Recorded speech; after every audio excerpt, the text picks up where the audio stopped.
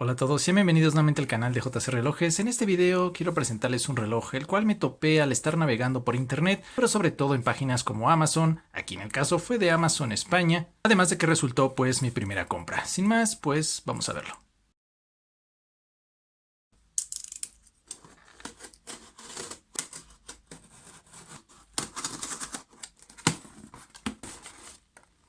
Ya vieron, es el A163W, pero ¿qué pasa? Que yo no había visto este modelo que el distribuidor lo trajera, en este caso a mi país México, solo en el caso de Amazon España, un saludo por allá. Y aquí me resultó también sin ningún problema. En el caso del envío tardó alrededor de unos 5 días, únicamente desde el proceso del pago, pero en este caso sí me aplicó el costo por envío, que también es algo que deben de tomar en cuenta, que fue alrededor de unos 15.72 euros. Aquí aparecerá la conversión y el precio del reloj ronda ahí de los 20 a 23 dólares, perdón, 23 euros. Yo les seré honesto, esta compra la realicé porque pues manejaba un cupón de descuento, uno de estas tarjetas de regalo, la cual aproveché. Para otros casos pues es conveniente, si es solamente un objeto, pues el adquirir más para que el envío pues no resulte prácticamente al costo que es el mismo reloj. Pero bueno, pasemos a ver ya cómo nos llega este modelo. Por la marca por delante Casio, por debajo Vintage desde 1974 en su caja completamente de cartón, de un modelo que tiene aquí por detrás marcado el A163WA1QES, después código de barras, de ahí siglas de referencia. Por lo demás, lo abrimos de esta forma, así es. Perdón, no sé en este momento cómo podría decirles, no es dorado, sino es como tipo verde o amarillo, pero bueno. Aquí ya lo pueden ver, antes de quitarle este plástico, una forma bastante peculiar del A163. También no tengo tanta referencia de él, me parece que es incluso de los primeros vintage en salir. Ay, pensé que no traía más, pero aquí al ver la ventanilla me di cuenta que por detrás me parece que trae la garantía instructivo, entonces retiro el módulo, números de módulo, de los Casio Vintage y oh, es esta especie de pergamino, pero bueno.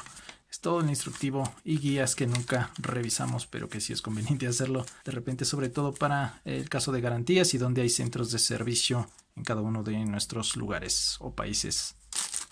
Muy bien, a verlo.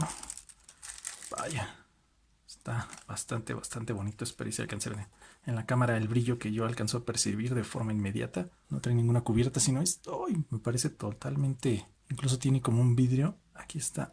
Vean, fue lo primero que me resaltó. Bueno, no vidrio, es seguramente resina o plástico. No es cristal mineral, pero ven, es muy brillante. Cartoncillo de la marca, también número de modelo A163W. Vean, inmediatamente resalta estos dos puntos azules, que es algo que yo no veía en estos tipos de modelos como los vintage, y aquí está, como el A158 o los comúnmente relacionados o de esta línea vintage como el A168W. Pues creo tal vez ya se está viendo prácticamente todo aquí, como su caja completamente hexagonal. Puede notar su extensible de acero inoxidable, como todos los clásicos de Casio vintage.